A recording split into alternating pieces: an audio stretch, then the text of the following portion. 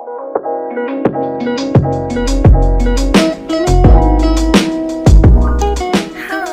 assalamualaikum semuanya.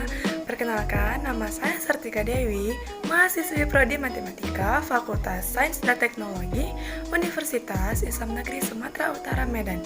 Nah, pada video kali ini, saya akan menjelaskan tentang resiko valuta asing dan resiko financing. So, tanpa berlama-lama, mari kita lihat videonya.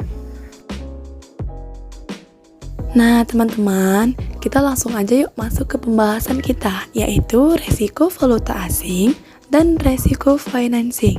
Nah, yang pertama itu kita akan membahas tentang resiko valuta asing. Sebelumnya, teman-teman tahu nggak sih apa yang dimaksud dengan valuta asing? Nah, yang dimaksud dengan valuta asing atau falas adalah mata uang yang mudah digunakan dan diterima dalam dunia perdagangan internasional. Nah, kemudian di sini definisi risiko valuta asing itu merupakan risiko yang disebabkan oleh perubahan kurs valuta asing di pasaran yang tidak sesuai lagi dengan yang diharapkan, terutama pada saat dikonversikan dengan mata uang domestik. Nah, teman-teman tahu nggak sih di sini yang dimaksud dengan kurs valuta asing itu apa? Nah, di sini saya jelaskan, kurs merupakan nilai tukar, sedangkan valuta asing merupakan nilai mata uang negara lain. Jadi, kurs valuta asing yaitu rasio nilai antara mata uang domestik dengan mata uang lainnya. Nah, kita masuk ke contoh ya. Dimisalkan pada tanggal 10 Maret 2008, 1 US dollar itu sama dengan Rp9.400. Kemudian pada tanggal 30 Maret 2008, 1 US dollar itu sama dengan Rp9.550. Maka kenaikan 1 US dollar USA selama 20 hari adalah Rp150. Nah, kemudian kan teman-teman, untuk menghindari resiko valuta asing, dalam situasi era globalisasi sekarang ini, aktivitas keuangan tidak lagi mengenal batas atau borderless, sehingga memungkinkan berbagai pihak bisa terlibat dalam kondisi yang menguntungkan dan merugikan. Maka lembaga keuangan khususnya perbankan adalah pihak yang paling signifikan menerima pengaruh atau dampak resiko dari kondisi ini. Sebenarnya resiko falas ini juga dialami oleh banyak perusahaan multinasional atau multinational corporation karena disebabkan keterlibatan mereka yang begitu dalam pada mata uang asing tersebut.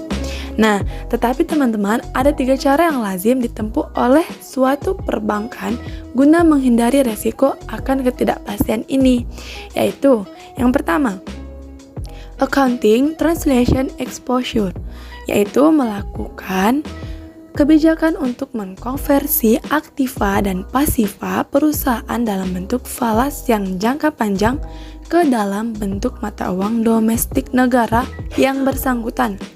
Nah, tujuan penerapan accounting translation exposure ini untuk konsolidasi dan penerapan. Yang kedua, transaction exposure, yaitu melakukan kebijakan berupa perlakuan pendapatan dan biaya atau cost dalam falas dalam tahun buku yang akan datang dan analisa pengaruhnya terhadap laba. Nah, yang ketiga itu ada economic exposure atau operating competitive exposure, yaitu melakukan riset dan analisis secara mendalam terhadap tren kurs falas yang terjadi pada masa yang akan datang atau future analysis. Nah, mengkajinya dalam bentuk hubungannya dengan kondisi dari ekspor, dari impor, serta sebagainya pada kondisi jangka panjang. Nah, di sini juga ada antisipasi perusahaan dalam menghadapi fluktuatif valuta asing.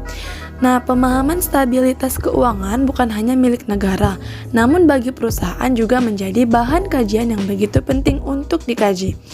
Semakin besar cadangan atau reserve yang dimiliki, maka semakin memberikan kenyamanan bagi keuangan suatu perusahaan. Namun begitu pula sebaliknya, jika cadangan yang dimiliki adalah kecil, maka kondisi fluktuasi yang akan dialami oleh perusahaan tersebut adalah sangat rentan.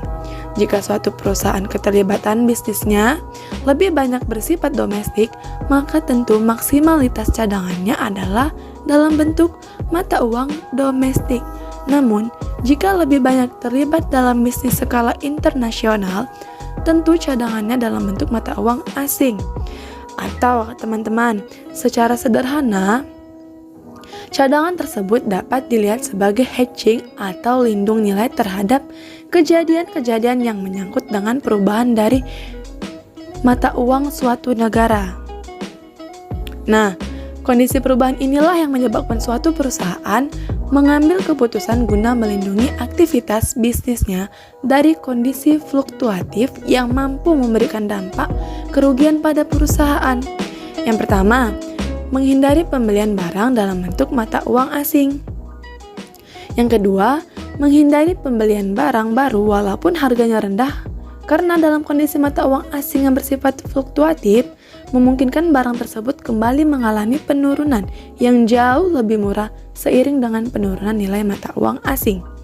Nah, yang ketiga, jika ada barang di gudang yang memiliki nilai jual tinggi di pasaran dan jumlah barang tersebut dianggap tidak efektif, dalam artian daripada tersimpan dalam jumlah yang banyak di gudang sementara perusahaan membutuhkan dana, maka ada baiknya barang tersebut dijual dan digantikan dengan yang lain, namun memiliki nilai jual yang tinggi.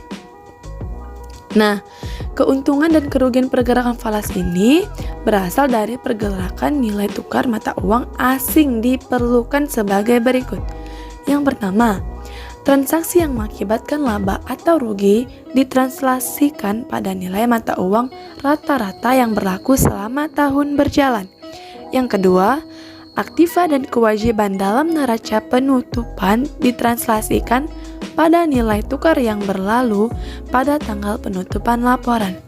Yang ketiga, aktiva bersih pada neraca awal dinyatakan kembali dengan nilai tukar pada saat penutupan, yaitu selisih dari tahun sebelumnya akan dimasukkan dalam cadangan.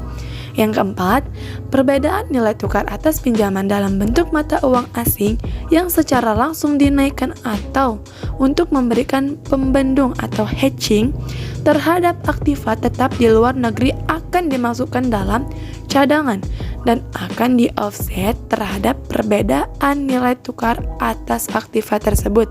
Dan yang terakhir yaitu semua keuntungan dan kerugian lainnya telah dimasukkan dalam laporan laba rugi. Nah, kemudian kita masuk ke materi yang kedua ya teman-teman, yaitu tentang resiko financing atau pembelanjaan resiko. Pemindahan resiko dapat digolongkan dalam dua cara, yaitu pertama, pengendalian risiko. Nah, pemindahan risiko melalui pengendalian risiko ini tidak memerlukan pengerahan dana. Yang kedua, ada pembelanjaan risiko atau risk financing transfer. Pengertian pengendalian risiko dan pembelanjaan risiko. Nah, pengendalian risiko merupakan usaha untuk mengurangi kerugian potensial dan mengusahakan agar risiko lebih dapat diramalkan. Sedangkan pembelanjaan risiko merupakan cara pengadaan dana untuk memulihkan kerugian. Nah, di sini juga ada dijelaskan tentang pendekatan pembelanjaan risiko. Yang pertama, ada risk financing transfer. Merupakan usaha memindahkan risiko disertai dengan pembiayaan. Nah, pemindahan risiko melalui risk financing berarti transfer mencari dana eksternal untuk membayarkan kerugian yang bersangkutan jika kerugian itu benar-benar terjadi. Risk financing transfer dapat dilakukan dengan cara yang pertama, ada cara insurance transfer, merupakan pemindahan risiko kepada perusahaan asuransi. Nah, asuransi di sini adalah salah satu cara dalam menghadapi risiko dengan mentransfer risiko ke perusahaan asuransi. Akan tetapi, tujuan pokok asuransi bukanlah pemerataan atau pencegahan kerugian, melainkan mengurangi ketidakpastian yang disebabkan oleh kesadaran kemungkinan terjadinya kerugian. Nah, di sini resiko-resiko apa aja sih yang dapat diasuransikan? Nah, di sini saya jelaskan, resiko-resiko yang dapat diasuransikan harus memenuhi syarat sebagai berikut. Yang pertama itu ada kerugian potensial cukup besar namun probabilitasnya rendah. Yang kedua, probabilitas dapat diperhitungkan. Yang ketiga, massal dan homogen. Yang keempat, kerugian yang terjadi bersifat kebetulan. Dan yang terakhir ada kerugian tertentu. Nah, kemudian cara yang kedua yaitu non-insurance transfer. Nah, kebanyakan pemindahan risiko kepada pihak non-asuransi dilakukan melalui kontrak-kontrak bisnis biasa dan melalui kontrak khusus untuk pemindahan risiko. Nah, pemindahan ini dapat dibedakan berdasarkan tanggung jawab yang dipindahkan pada keadaan ekstrim. Transfer hanya memindahkan tanggung jawab keuangan saja untuk tindakan yang tidak disengaja oleh pihak transferee. Pada keadaan ekstrim yang lain, pihak transferor akan menerima ganti rugi berkenaan dengan yang disebutkan dalam kontrak. Tidak memperhatikan apa penyebab kerugian itu, apakah kelalaian transferee atau pihak ketiga atau bencana alam. Nah, jika tadi itu penjelasan tentang yang pertama yaitu risk financing transfer, sekarang saya akan menjelaskan tentang yang kedua, risk retention atau menanggung sendiri resiko. Nah, retensi berarti bahwa perusahaan mempertahankan sebagian atau seluruh kerugian yang dapat berakibat bagi kerugian yang diberikan. Tidak semua resiko usaha harus diasuransikan, sehingga resiko-resiko yang relatif tidak begitu berpengaruh terhadap operasi usaha atau perusahaan biasanya akan ditangani oleh perusahaan itu sendiri. Nah, sumber pendanaan untuk menangani risiko semacam ini itu berasal dari dalam perusahaan. Penanggungannya sendiri ini dapat bersifat pasif atau tidak direncanakan dan dapat pula bersifat aktif atau direncanakan. Nah, ada beberapa alasan perusahaan melakukan retention, yaitu yang pertama itu ada keharusan karena tidak tersedia alternatif lain. Yang kedua biaya. Yang ketiga kerugian harapan, yang keempat opportunity cost, dan yang terakhir kualitas pertanggungan. Nah, sekian yang saya sampaikan materi pada video ini. Terima kasih kepada teman-teman yang udah bersedia menonton penjelasan video saya kali ini, dan semoga bermanfaat. Assalamualaikum teman-teman.